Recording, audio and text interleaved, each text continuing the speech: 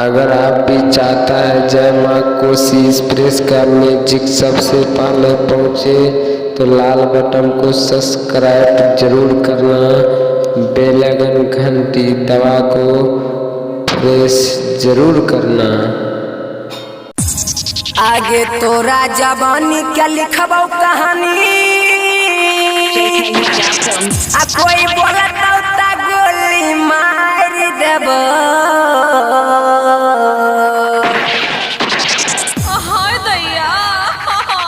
रंगदारी से लेबो कबारी लगाई के लहंगा चोली फाड़ देबो। रंगदारी से लेबो कबारी लगाई के लहंगा चोली फाड़ देबो। फाड़ देबो गे वो दायर देबो, फाड़ देबो गे वो दायर देबो।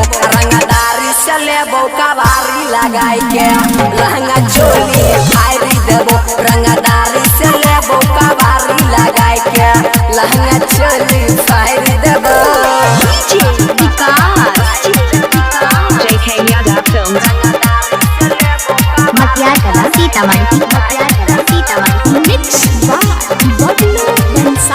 पहिले ते तोहर ओठ के चाटबो, ओठ के चाटबो गे ओठ माल गे। पहिले ते तोहर ओठ के चाटबो, गाल गुलबिया में दांत गे काटबो। पूरा जवानी लसार देबो, पूरा जवानी लसार देबो। रंगदारी से लेबो कबारी लगाई के लहंगा चोली फाड़ देबो।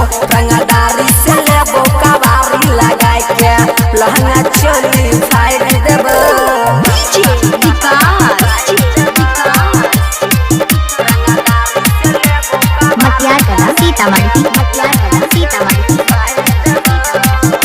आहे गे कौशल जवानी पूरा ही लेबो, पूरा ही लेबो गे बाप के ही सुनना। कौशल जवानी पूरा ही लेबो, आधा घंटा नहीं पूरा घंटा लेबो। छबिला लगाओ घुसाई देबो, हे गे सोनवा कहै छौ घुसाई देबो। रंगदारी से लेबो कबारी लगाई के लहंगा चोली फाड़ देबो। रंगदारी से लेबो कबारी लगाई के लहंगा चोली फाड़ देबो। JK Yadav Films